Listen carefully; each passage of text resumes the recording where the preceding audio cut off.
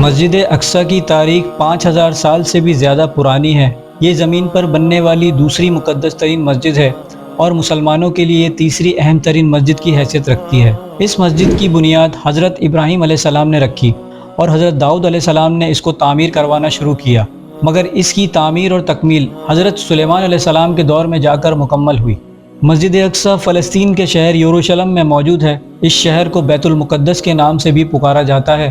اس شہر کا ایک ایک ذرہ مقدس ہے۔ اکثر انبیاء اکرام اسی شہر میں مابعوث ہوئے اور اس مسجد کے ساتھ ان کا گہرا تعلق رہا۔ یہ مسجد مسلمانوں، عیسائیوں اور یہودیوں کے لیے یکساں متبرک اور اہمیت رکھتی ہے۔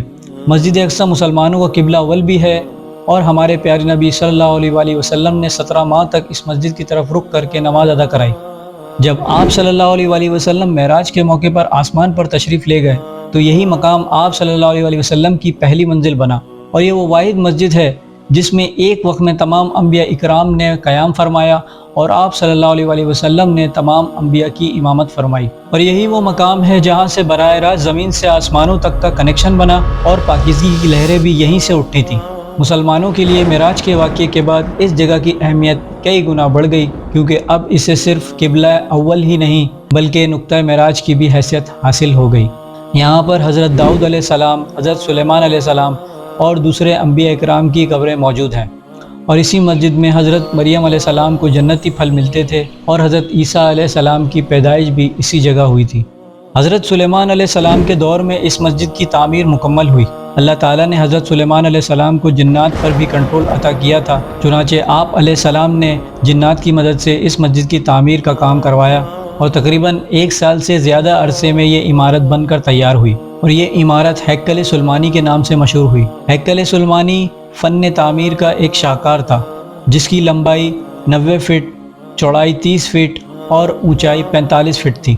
اس عمارت کے اندر پاک ترین جگہ بھی بنائی گئی جہاں تابوت سکینہ رکھا گیا۔ حضرت سلیمان علیہ السلام کی وفات کے بعد بادشاہ بخت نصر نے اس مسجد پر حملہ کر کے ہیکل کو زمینبوس کر دیا، اور اس کے بعد تابوت سکینہ ایسا غائب ہوا کہ آج تک کسی کو نہیں مل سکا۔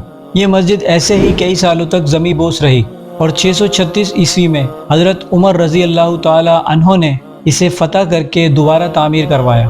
اس تعمیر کے کچھ عرصے کے بعد خلیفہ عبد الملک بن مروان نے اس مسجد کی تعمیر کا کام دوبارہ شروع کروایا، جسے اس کے بیٹے الولید بن عبد الملک نے 705 عیسوی میں مکمل کیا۔ اس کے بعد 746 عیسوی میں زلزلے سے یہ مسجد مکمل شہید ہو گئی، تو عباسی خلیفہ نے 754 عیسوی میں اس کی تعمیر کا کام کروایا۔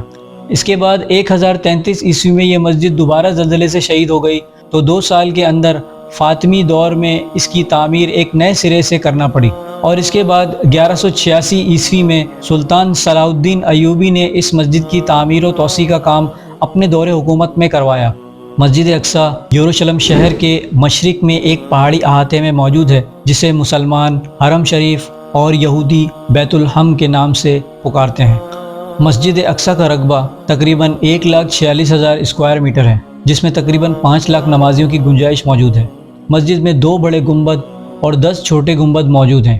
اس کے علاوہ 4 مینار بھی مسجد اقصی کا حصہ ہیں، جس میں سے ہر مینار کی لمبائی 37 میٹر یعنی 121 فٹ ہے۔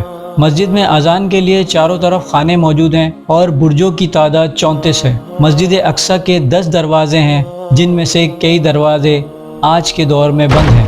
اس کی دیواریں تاریخ میں 17 مرتبہ سے بھی زیادہ مکمل طور پر منہدم ہوئیں، لیکن جلد ہی انہیں دوبارہ تعمیر کر دیا گیا۔ آخری بار اس مسجد کی سب سے بڑی تعمیر 1546 عیسوی میں سلطان سلمان قانونی نے کروائی۔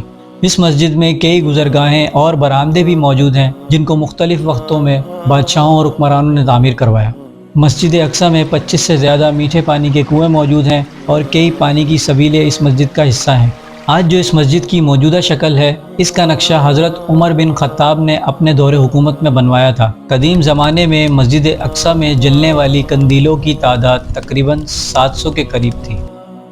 الغرض، یروشلم شہر اسلام کا تیسرا مقدس ترین شہر ہے، اور مسجد اقصی بڑی ہی فضیلتوں اور برکتوں کی مالک ہے۔